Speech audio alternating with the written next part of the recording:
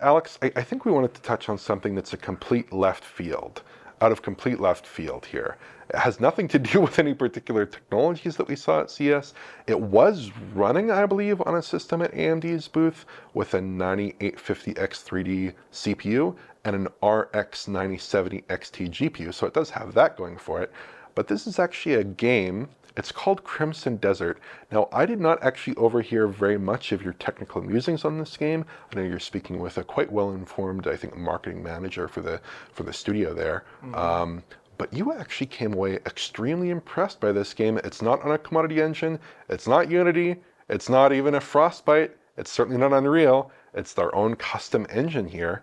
It's a game that kind of came out of left field. I think it's coming out in about 10 weeks or so. Yeah, something like that. Yeah, but you definitely had some interesting conversations, and Yeah. you definitely saw some impressive tech. So this is really cool. It's using the Black Space engine, as it's called, I believe. And it's pushing a lot of stuff that we see in other engines, but it's nice to see custom tech from what I believe is a Korean developer here, not using Unreal, and which they're very proud of. Is using a diffuse and specular, as they called it, path trace GI solution. We'll have to see what that means for the final product. That's what it was described as. So you'd get nice diffuse lighting across the scene, indirect lighting, as well as your specular reflections, which did mix with some SSR elements. Yeah. But a lot of it still was RT reflections there. Really big range LOD with like very few imposters, if any imposters at all. Local RT lights, as it was described. I'm not sure if it's RT shadows or the lights are RT, as in the direct lighting is. I don't know about any of that. It's one of these things that I just have to look at. It was at AMD's booth, and it was running on this RX 9070 XT. It's 4K output, and they were running it at native res. Yeah. I think it was maybe using the game standard TAA. It did not. The image quality was left room some for to be desired. Yeah, because it didn't look like FSR4 native. Foliage was an issue, and I don't think FSR4 would have issues with that. No.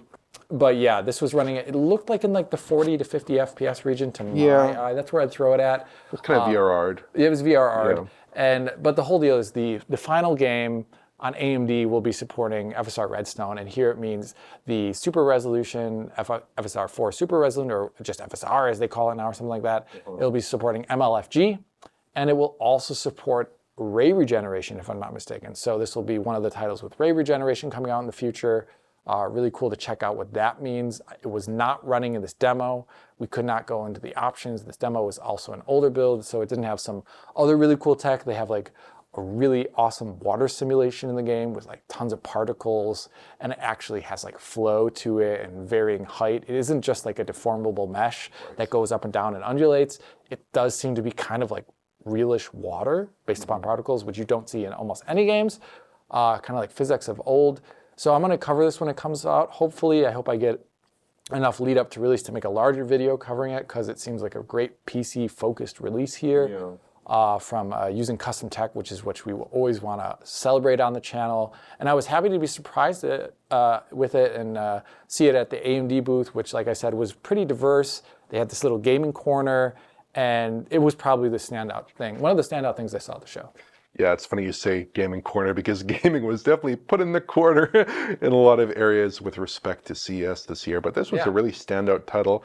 I'd be really curious, to provide my own context here, I'd be really curious to see how this runs on consoles. It does seem to be doing some pretty impressive things. Reminds me a lot actually of Dragon's Dogma in terms of its overall look, overall scope. I'd agree with that. Yeah, definitely a bit of a different angle on it, some more fantastical elements, less of that kind of like low fantasy vibe, maybe a bit of a more high fantasy vibe crossed with, I don't know, kind of some Forspoken almost in there. Yeah. With the way that the particles look and the way you jump across crazy the acrobatics. Yeah, that looks pretty cool. I am a little bit curious because they did talk about path tracing. It did not really necessarily look like a lot of other path trace games to me. I think what I think they mean is that they are not maybe caching their stuff, as in there's not some sort of caching structure.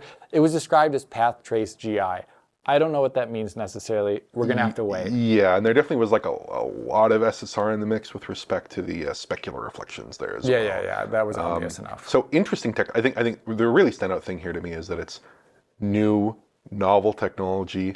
I think it might be based off of an evolution of their prior title, which I think was Black Desert, possibly. Yeah, that's pretty old now at this point. but Quite yeah. quite old title, quite old title. But yeah, I'm really curious to see how this game lands. I'm really curious to see how it fares on consoles. And yeah, hopefully they can stick the landing on this one because I'm always a big fan of new technology, and it's quite rare that we see novel technology in games in terms of novel game engines. And it's even more rare that we see the introduction of a new game engine, new technology to games from a developer that we maybe don't have like super crazy high expectations for. It wasn't necessarily on our It radar. wasn't super on the radar, no. Yeah, not super on the radar. I think that's actually really cool, and I'm looking forward to it for sure. So Yeah. look forward to Alex's coverage on that, and perhaps my or Tom, perhaps our less impressive follow-up console coverage as We'll our see. one, because I think this is more of a PC-focused title. I think That's pretty the gist interesting. I got, but yeah, we'll see when it comes out.